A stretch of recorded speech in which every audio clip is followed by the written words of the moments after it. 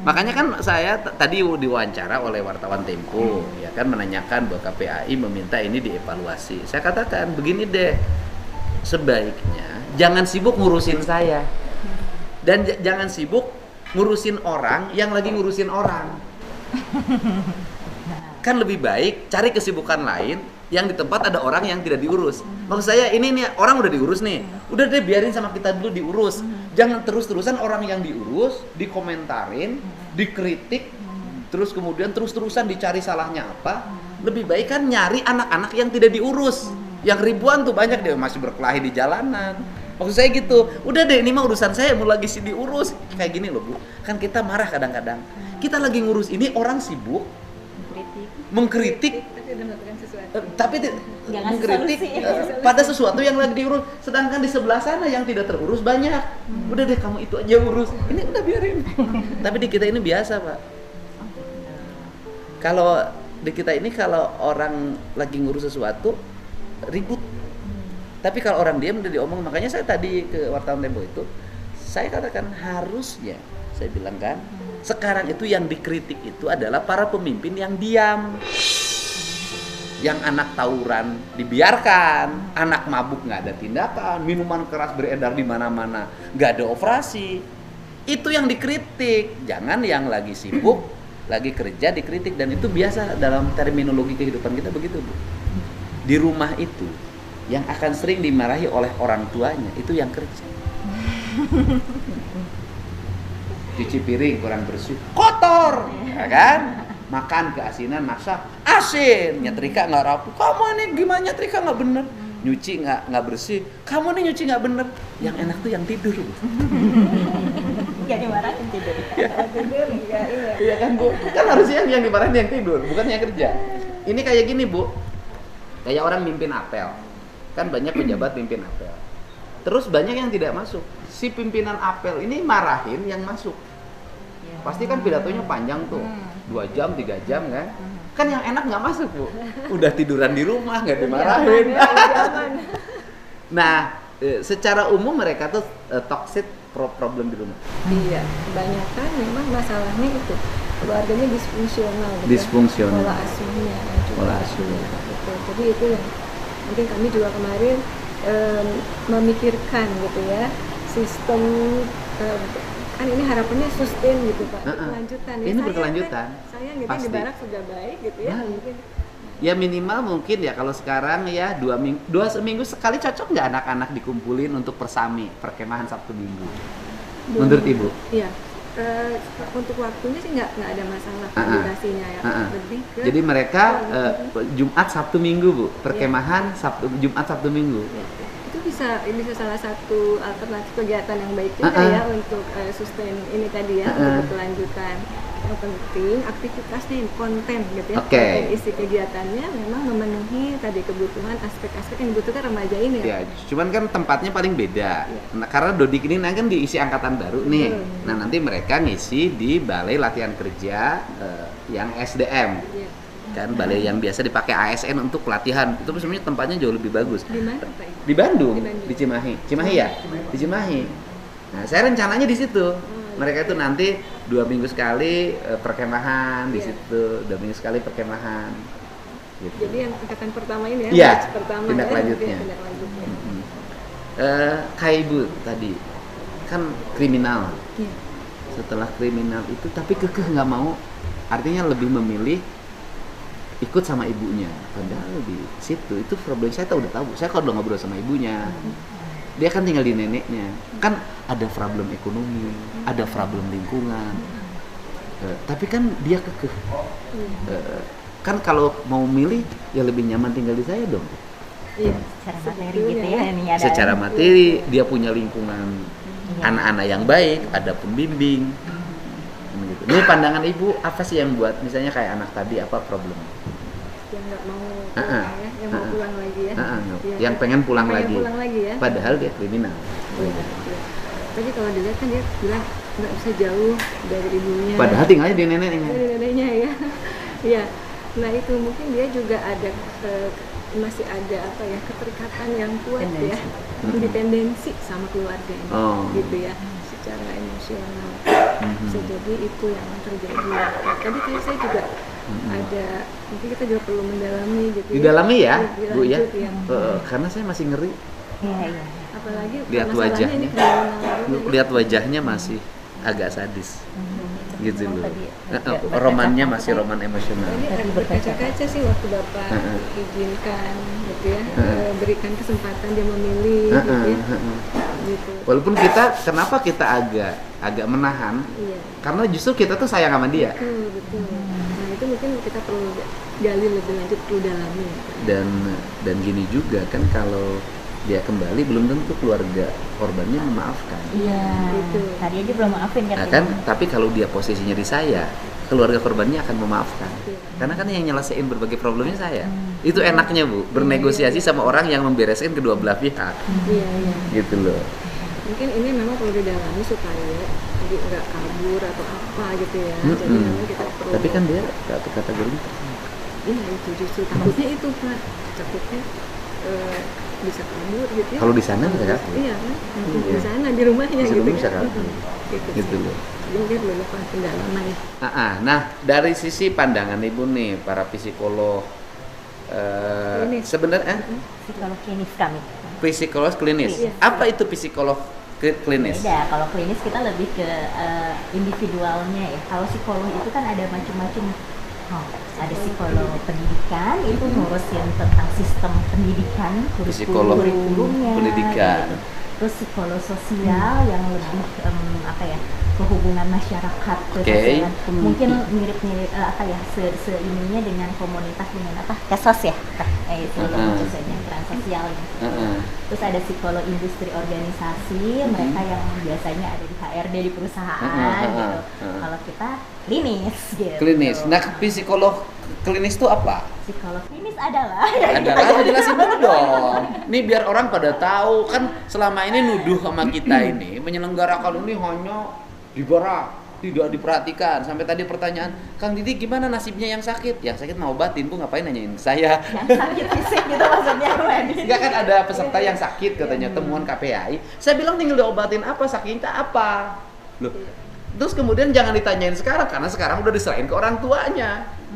Kan ketika terakhir itu dia sudah sangat bugar semuanya. Kan di kita ini aneh-aneh, Bu. Kayak dendam sama saya itu. Nah, salah aja terus gitu. Ya nggak apa-apa. Tapi ada problem loh kalau modelnya seperti gini. Dan kalau PNS ini udah jatuh mental, diginiin, Bu. Diserang terus sama orang-orang yang dianggap ahli ya, udah jatuh nggak akan mau. Tapi karena saya sudah terbiasa kontroversi dalam hidup dan mempertahankan keyakinan, saya nggak akan mundur. Gitu loh. Nah, karena bagi saya adalah kalau tidak ada yang berani bertindak dan memelopori, ini masalah nggak akan pernah ditangani. Kayak gini, kenapa banyak orang yang tidak mau menolong ketika ada peristiwa kecelakaan atau apa? Karena tidak mau jadi tersangka. Takut dijadikan saksi. Ya kan, Bu? Ada orang nih, dia gini.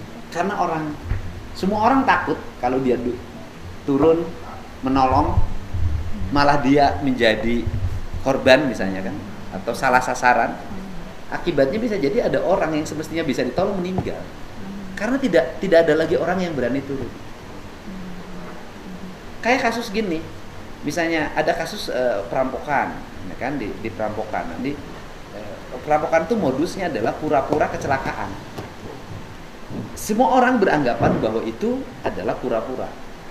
Nah, kemudian kalau nanti kita lewat, kebetulan di situ memang asli murni kecelakaan, orang tidak turun karena disangkanya itu pura-pura, kan bahaya. Nah, ini psikologi klinis, grupnya grup apa sih? Kita Ikatan Psikologi Klinis Ikatan Psikolog Klinis Indonesia. Ikatan Psikolog Klinis Indonesia. Ya, kita yang ada di wilayah Jawa Barat, kan ada di semua provinsi di Indonesia. Nah, di Bandung ada berapa Di Bandung anggotanya? ada 800 kurang lebih. Banyak sekali. Banyak, paling banyak di Bandung karena penduduknya juga paling banyak ya Pak. Di Indonesia di atas 3.000. Di tiap kabupaten kota ada psikolog klinis. Ada. Saya dari Subang. Ini dari Subang. Subangnya mana? Saya kalau tinggal di PDK sebelah rumahnya Pak Agus. Subang tuh tawurannya banyak banget. Oh, ya. Bupatinya sampai bingung. Karena kerjasamanya katanya agak lambat. Saya bilang kalau lambat terus saya ambil alih. Enggak, ini harga diri saya mau saya selenggarakan. Dan sadis-sadis. Iya, Pantura ini banyak banget. Banyak memang banget. gitu. Kan dari dulu tidak ada yang beresin kan? Ya capek ya, masalahnya gitu-gitu. Tapi sekarang kalau jujur-jujuran ya sekarang kan sudah makin nurun. Ibu kan tingkat tawuran segala macam sudah mulai premanisme. Nah, saya mau nanya lagi dari sisi psikologi klinis, yaitu di hari sekolah anak-anak tidak boleh nongkrong, nggak boleh nongkrong loh, nggak boleh. Kalau dia nganterin ibunya belanja disuruh bapaknya nggak ada problem, gitu loh. Tidak boleh nongkrong lebih dari jam 8 malam. Bagaimana pandangan? Jam 8 malam. Tidak boleh nongkrong. Nongkrong gitu kayak di kafe. Iya, gitu ya. begadang lah. Ah, iya. Satpam gitu ya. Satpam di pos. Ya di pos satpam. Agar hitungannya jam 9 tuh mereka sudah tidur. Sudah masuk. Mungkin kalau kita memberikan alasan untuk itunya masih bisa diterima, Kang. Tapi kalau misalnya dikasih alasan di pengumumannya gitu ya, tidak boleh keluar. Nah, nanti akan keluar yang tadi itu. Gimana kalau kan ada di situ nanti ada keterangan. Iya kan? Tidak boleh keluar rumah tanpa tujuan yang jelas. Lebih dari jam 8 malam. Nanti kan ada beli nasi goreng buat bapaknya, buat makan di rumah, ke warung, ke toko nggak ada masalah karena ada alasan yang jelas, gitu loh. Nongkrong nggak jelas. Iya, yang tidak kan itu tidak boleh keluar rumah lebih dari jam 8 tanpa tujuan yang jelas. Boleh nggak itu? Tidak masuk ke mengganggu hak sebenarnya ya. Tapi kalau ini kan sebenarnya boleh tidak tuh nanti pasti bakalan ribut lagi dengan hak anak gitu ya. Iya, oke. Sebenarnya kalau kita bicara hak anak, sebenarnya kalau aturannya kayak gitu mah enggak menentang ya. Karena hak anak tuh tidur pada jam itu. Nah, mungkin yang perlu ditekankan itu kayak kebutuhan tidur anak-anak itu tujuannya untuk memenuhi kebutuhan tidur anak-anak dan menghindarkan dari problem-problem kriminal. Masuk ke perlindungan sebetulnya. Jadi melindungi. Iya. Kan kasus yang dibaca itu kan keluar jam 12 malam. Iya. Kasus yang di sini yang saya tanganin, anaknya ya sama jam 11 malam keluar pakai motor akhirnya dibacok di jalan. Rawan ya. Jadi upaya melindungi. Dan memenuhi kebutuhan itu juga. Dan kemudian kalau ada anak-anak yang beritikad kriminal, kan aparat sudah bisa melihat. Iya. Kok ini jam segini masih keluyuran sih, ada apa? Kan bisa ditanya. Kan yang suka bacok tengah malam juga anak-anak remaja. Iya, itu geng motor Kan remaja kan? Iya, remaja. Nah makanya saya nanya, apa harus jam 9 aturannya? Apa jam 8? Jam berapa tidur remaja tuh berapa jam sih? Udah 7 ya? 7 jam. 8 jam lah. Jadi itu memenuhi kebutuhan itu. Nah, jadi kalau tidur jam 9 bangunnya jam 5 kan? Jam 5, iya. Makanya kalau tidurnya jam 8 bangun jam 4. Iya. Nanti masuk ke jam sekolah yang Jam gitu. sekolah, Iya. siklusnya, sehingga dia sehat. Gimana pandangan psikologi klinis? Aman sih. Aman? Aturan itu aman ya? Aman. Saya mau berlakukan itu. Nah, kata ibu gimana? Kalau boleh buat pendapat gitu ya. Harus. Upaya sebetulnya itu kan berarti upaya untuk memberikan perlindungan. Iya. Tidak ada apapun yang memang berkaitan dengan tidak terpenuhinya hak anak gitu. Iya. Karena itu perlindungan. Kemudian juga kan itu kesempatan untuk tumbuh gitu, bahwa mereka dapat istirahat yang cukup gitu. Barangkali yang perlu dicermati adalah ketika ada anak-anak yang memang keluar karena memang kondisi di rumah itu tidak aman, tidak aman, sehingga keluar itu adalah gejala. Kalau ini mah panas, tapi yang menyebabkan penyakitnya kan kita belum sembuhkan gitu. Jadi memang tidak bisa kemudian satu aspek kemudian menyelesaikan semua masalah, tapi memang harus komprehensif karena tadi disampaikan oleh Teh Amel bahwa penanganan masalah itu ekologis. Gitu. Nah, sehingga anak-anak itu kan rata-rata usia sekolah tuh. Ya, betul. Minimal kan ketika dia di jalan nanti kita tanya. Kan nanti ada aparat.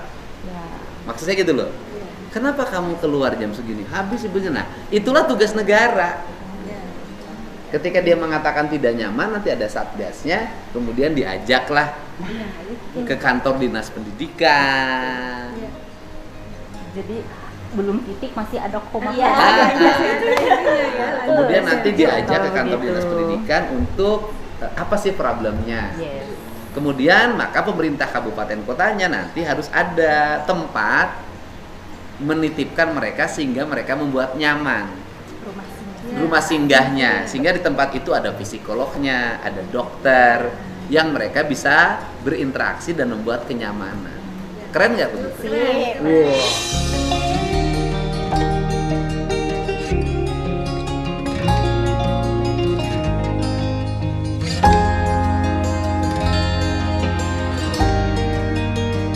Wow. Ini kayak negara maju, kita harus maju dong Jawa Barat. Iya, kapan lagi ya? Dan ini nggak bisa selesai sama saya sendiri, harus bupati wali kotanya aktif.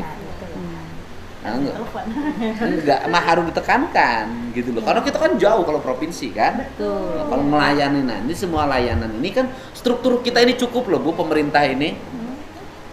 Ada gubernur, ada bupati, wali kota, ada camat, ada kepala desa, ada kepala kelurahan, ada RT, ada RW, Dinas sosial. ada dinas sosial, ada kasih sosial, kasih kesos di setiap kelurahan, di setiap kecamatan. Tapi nu gelo balatak di mana-mana. Unit perlindungan anak juga ada. Ada. Unit pelindungan anak ada ya, lengkap banget. Tapi kenapa anak-anak ini tidak terlindungi? Padahal yang melindunginya banyak, atau karena terlalu banyak yang melindungi? Jadi bingung. Mau kemana mereka? Kalau dulu ada rumah perlindungan trauma center gitu, sebetulnya itu bisa diaktifkan kembali gitu ya. Sepertinya kalau saat ini lebih ke PPA ya, PPA. Tapi sekarang ternyata sampai ke bawah itu nggak ada lagi gitu. Sayang gitu. Konsepnya bagus gitu di level kementerian kan, itu Kementerian Sosial itu ada rumah perlindungan trauma center. Oh iya, betul. Konsepnya bagus. Ya gitu. Tapi Pelaksanaannya? Sampai ke bawah. Kan ada yang speak up tuh orang Sulawesi Selatan ke saya. Harusnya Pak Deddy nggak usah menggunakan ini. Di Kementerian Sosial itu ada itu namanya itu apa Bu? Rehabilitasi sosial seperti di sentra gitu ya. Ada LP apa gitu namanya LPA apa namanya? Di sana itu ada RPSA. Ada RPSA. Harusnya dilaksanakan di situ. Saya bilang saya gubernur aja nggak tahu ada RPSA. Apalagi orang tua. Ya tapi kan minimal kan kita sudah bisa memulai. Nah, terakhir dari yang apa yang Ibu lihat setelah melewati masa 14 hari dan terakhir kemarin di Kebangkitan Nasional, apa yang dilihat oleh Ibu terhadap perkembangan anak-anak ini? Yang jelas tuh ada perubahan perilaku ya yang signifikan. Jadi Signifikan ya? Iya, signifikan ya kalau menurut saya, karena kita kan turun pertama waktu asesmen awal. Susah diaturnya, Pak. Gitu ya. Asesmen awal susah diatur. Susah diatur. Setelah akhir Mereka jauh lebih kooperatif gitu ya, lebih mudah diatur, nggak terlalu ribut. Jadi kalau waktu awal itu kita ngasih asesmen awal tuh effortnya besar banget ya. orang tuanya tidak tegas dan tidak bisa memberikan ruang yang nyaman bagi anak-anak, lingkungannya sudah bising dan bisa menjadi sarang kriminal, sekolahnya bukan lagi tempat yang nyaman. Permisif jadinya gitu ya, permisif ya udah segala boleh. Maksudnya pola asuh permisif. Kemarin itu banyak ya kasusnya pengabayan dari keluarga lingkungannya gitu ya. Jadi tadi ya terserah aja lah mau ngapain mereka gitu ya, nggak ada yang mengarahkan. Kalau di sini kan diarahkan gitu ya, ada ketegasan, ada aturan gitu. Buktinya masih ada nggak dijemput loh Bu. Nah itu Pak, mungkin itu salah satu bagian bagian dari pengabayan kekerasan itu. gitu. Iya bagaimana? Bagian dari pengabayan. Ada yang nggak dijemput loh. Iya. Sehingga saya katakan kan bahwa aktivitas ini memberikan manfaat. Setidaknya ada anak-anak yang terabaikan hari ini masih bisa ikut dengan saya. Kalau tidak ada kegiatan ini kan saya tidak mungkin ketemu mereka. Gitu. Terima kasih loh Bu. Mudah-mudahan kita bisa terus berkesinambungan menyelesaikan problem ini. Ya, kami percaya Pak, Jawa Barat ini akan menjadi pelopor pendidikan karakter di Iya. Indonesia. Dan yang menjadi pelopornya adalah Ibu. Loh saya mah cuma penggagas, saya kan nggak Kami ngajar. mensupport Bapak. Iya, terima kasih semuanya ya.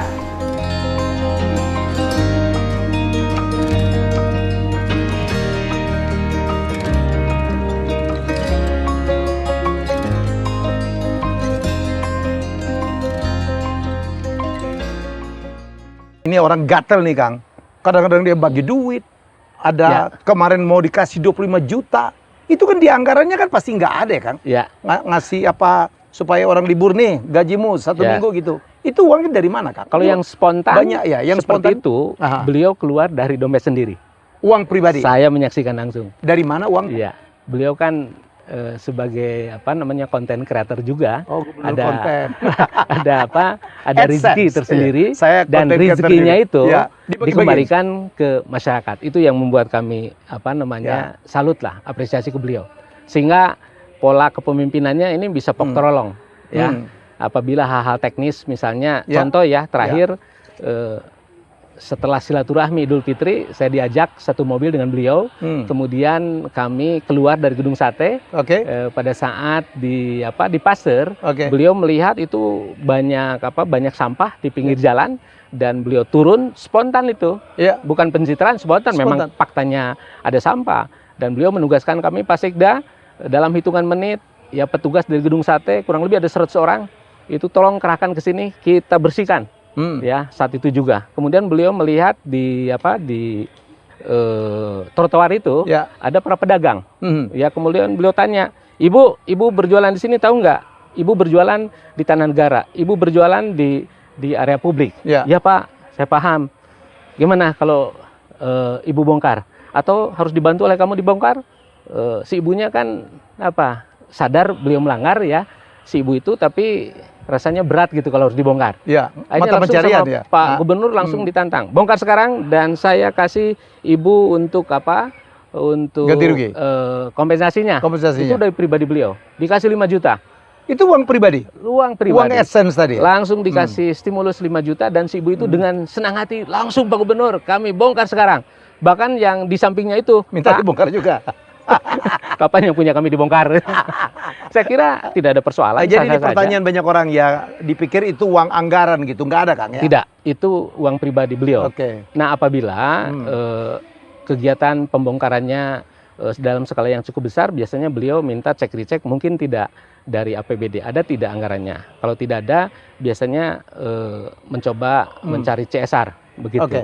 Yang spontan biasanya dari pribadi beliau, tapi yang terstruktur, yang memang skalanya lebih luas, kami coba sinergikan dengan anggaran yang ada di APBD atau dari CSR. Kang, beliau ini kan spontan banget ya, dia melihat kejadian terus dia langsung bertindak. Ada nggak pernah Kang bahwa ternyata tuh aturannya itu nggak ada dan sehingga Akang, Sekda gitu dan tim gitu harus membuat aturannya? Ada nggak kemungkinan terjadi? Sebetulnya di pemerintahan itu ada hukum tertinggi. Ya, hukum tertinggi di pemerintahan namanya Salus Populis Suprema Lex Esto. Hukum tertinggi adalah kepentingan masyarakat, hukum tertinggi adalah keselamatan masyarakat. Dan beliau melakukan apapun ya selama untuk kepentingan masyarakat, selama untuk keselamatan masyarakat. Misalnya terkait dengan penanganan di Kali Bekasi. Ya, beliau mencoba mengedukasi masyarakat untuk melakukan pembongkaran secara sadar begitu dan dibantu oleh petugas, karena di sepanjang kiri kanan Kali Bekasi itu adalah tanah negara. Ya, dan kemudian ada yang spontan oleh beliau langsung diberikan kompensasi dan kemudian sebagiannya lagi kami rencanakan di APBD dan kemudian ada juga yang dari CSR begitu. Kang Herman, kalau harus menyebutkan peran Akang untuk membackup KDM itu apa Kang yang dilakukan oleh Sekda?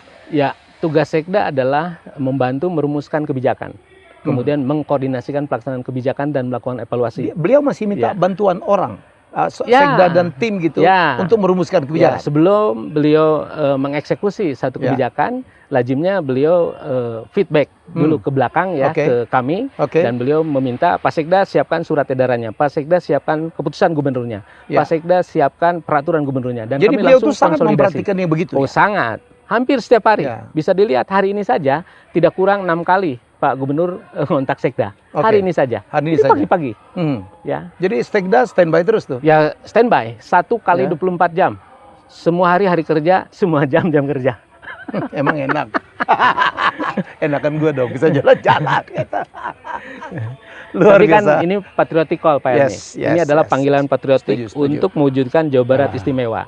Saya kira tidak bisa hanya bertumbuh ke Pak Gubernur, tentu kami di birokrasi juga harus pasang badan. Atau Pak Gubernur model ini memang harus di backup? Harus seperti ini. Kang, cuma nanya lagi, ada nggak? Beliau ini kan melanjutkan ya, melanjutkan dari pemimpin sebelumnya, minimal dari zaman PLT Pak Bey. Ya. Ada nggak dia ganti-ganti seluruh kadis atau apa, Kang? Eselon 2, normatif aja. Tempo hari ada mutasi, rotasi karena memang kebutuhan organisasi. Oke. Ya, ada beberapa kepala dinas yang pensiun, beliau isi dan sepenuhnya merujuk sistem merit. Jawa Barat kan sudah melaksanakan sistem merit, sudah menerapkan meritokrasi berbasis kualifikasi, kompetensi, kinerja, dan 100% ya Pak Gubernur mengembalikan kepada sistem. Kami ada talent pool namanya.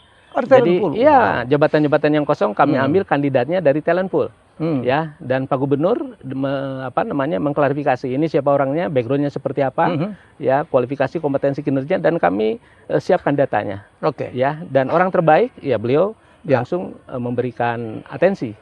Ya, 100% berbasis sistem merit. Ya, karena Akang pun kan sekda di zaman Pak Bey ya, zaman PLT betul ya? Ya. Langsung diteruskan gitu. Langsung. Jadi nggak ada cerita dia membawa orang sendiri, bongkar pasang, nggak ada, Kang? Bahkan pada saat berbicara tentang penempatan orang-orang, kami menyiapkan kandidat berdasarkan sistem merit, berdasarkan talent pool tadi, dan beliau sendirian langsung, ya berdasarkan keyakinan beliau, tidak ada orang lain selain beliau. Jadi kami dari tim penilai ASN langsung bisa berhadapan dengan beliau, diskusi dan kemudian memutuskan. Ya kami kan memberikan input, ya berdasarkan data yang ada di talent pool dan kemudian beliau ngambil keputusan. Dan pengambilan keputusannya 100% berdasarkan talent pool. Itu kan luar biasa. Satu lagi yang datang orang, Kang. Saya mau tak konfirmasi. Beliau itu ngasih tahu nggak sih? Kadang-kadang pikir jangan-jangan KDM ini bangun pagi dia bikin ke Bekasi, dia ke Bekasi. Ya. Kalau dia pengen ke Cirebon, dia ke Cirebon. Sporadis itu atau ada perencanaan? Saya kira yang kami pahami ya 3 bulan lebih bertautan dengan Pak Gubernur, beliau mengawalinya dengan identifikasi masalah. Dan masalah ini kan muncul dari media sosial, dari berbagai media ya, media online misalnya. Dan saya kira sekarang kan zamannya zaman transparansi.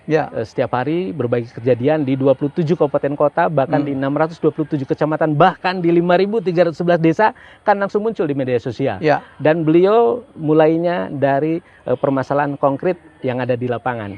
Jadi bukan sembarangan pergi aja ya? Tidak spontan seperti itu. Misalnya kemarin kan ada jembatan ya, jembatan Cijeruk yang ada di Kabupaten Bandung itu, ya, dan kejadiannya karena banjir kan, jembatannya itu putus dan beliau langsung menginstruksikan agar teman-teman dari Dinas Bina Marga langsung ke lapangan. Hari ini kami menugaskan Kepala Dinas Bina Marga dan tim koordinasi dengan Dinas PU Kabupaten Bandung untuk langsung cek lapangan.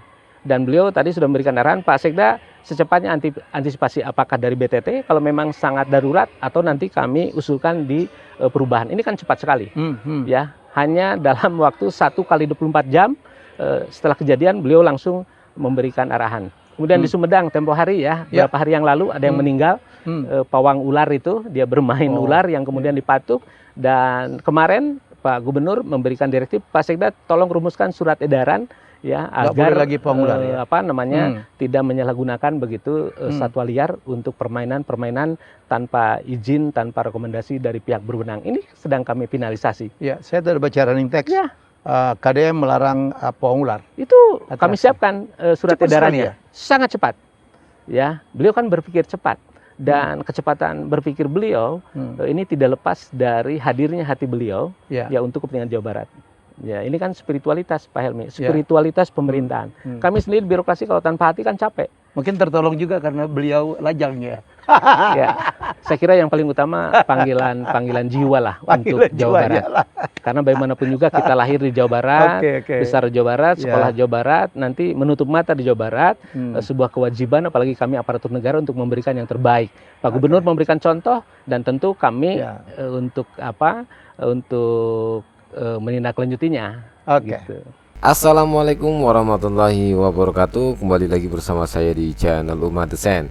Tadi kita sudah melihat videonya Kang Deddy Mulyadi dan Sekretaris Daerah Provinsi Jawa Barat. Nah, tadi di videonya Kang Deddy Mulyadi itu tampak ada beberapa orang ya di sekitar Kang Deddy Mulyadi ya.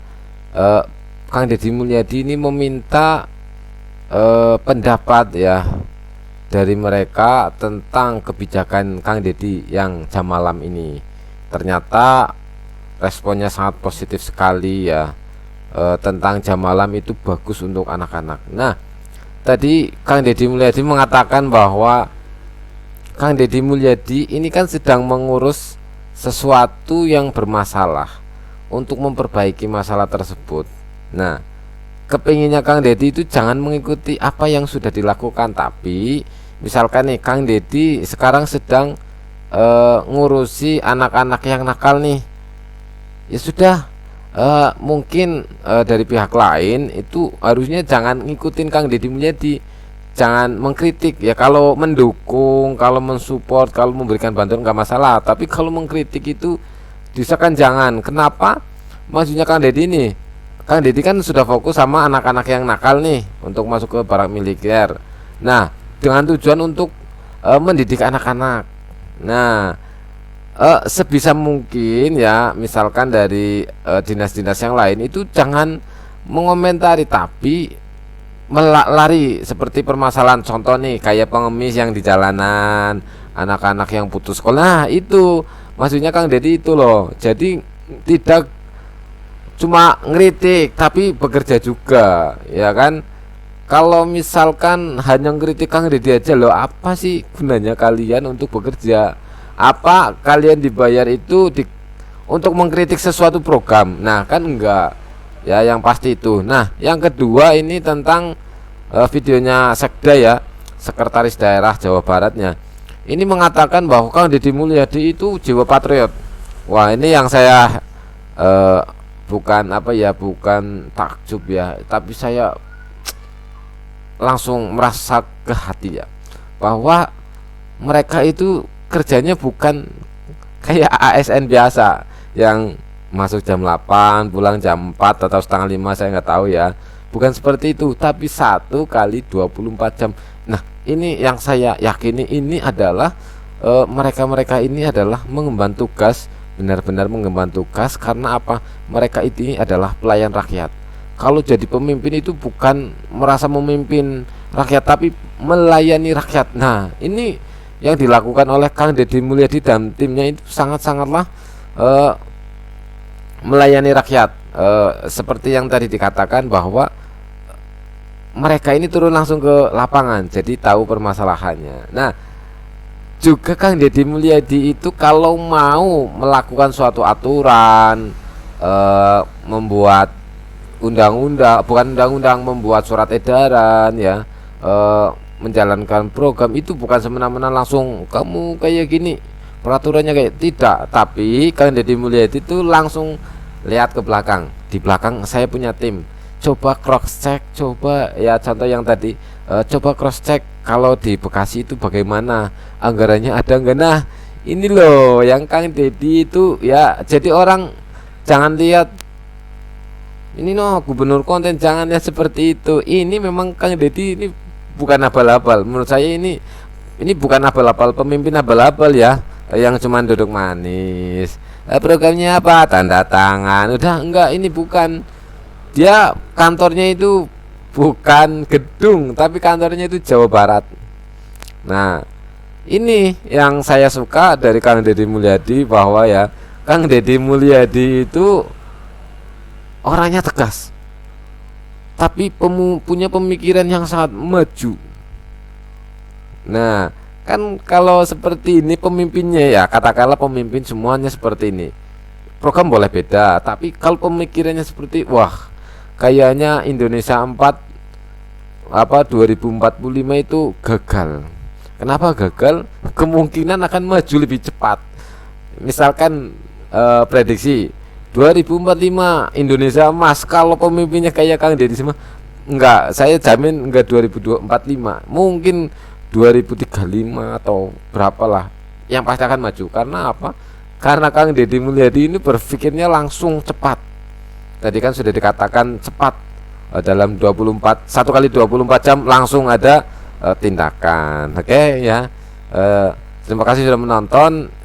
Saya harap pemimpin-pemimpin punya program masing-masing ya, gerak cepat. Karena sekarang Yang dibutuhkan gerak cepat, bukan hanya tanda tangan saja. Oke. Assalamualaikum warahmatullahi wabarakatuh.